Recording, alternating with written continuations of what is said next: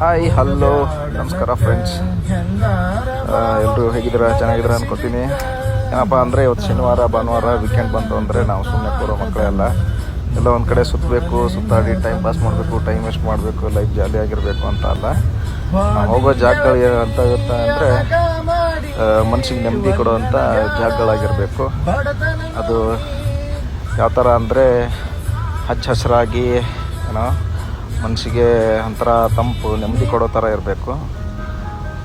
ಯಾಕಂದರೆ ನಾವು ಹೋಗೋ ಜಾಗಗಳು ಎಂಥವು ಅಂದರೆ ತೋಟ, ಗದ್ದೆ, ಹೊಲ,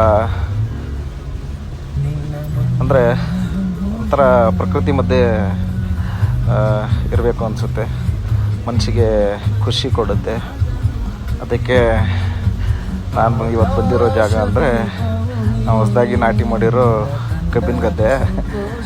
ಸೊ ಕಣ್ಮುಂದೆ ಹಚ್ಚ ಹಸಿರು, ಅದರಲ್ಲಿಂದ ಬೇಸಿಗೆಯಲ್ಲಿ ನೀರು ಉಣಿಸ್ತಾ ಇದ್ದಾರೆ. ಸೊ ಖುಷಿಯಾಗುತ್ತೆ ಇಂಥ ಜಾಗಗಳಿಗೆ ಬರೋಕ್ಕೆ. ಯಾಕಂದರೆ ನಾವು ರೈತರ ಮಕ್ಕಳಲ್ವಾ, ಹೆಂಗೆ ರೈತನ ಗತ್ತು ಜಗತ್ತಿಗೆ ಗೊತ್ತು.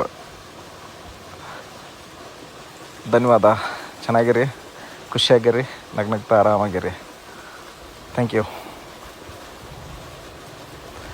ಆಕಾಶ ದೀಪವು ನೀನೇ, ನಿನ್ನ ಕಂಡಾಗ ಸಂತೋಷವೇನು,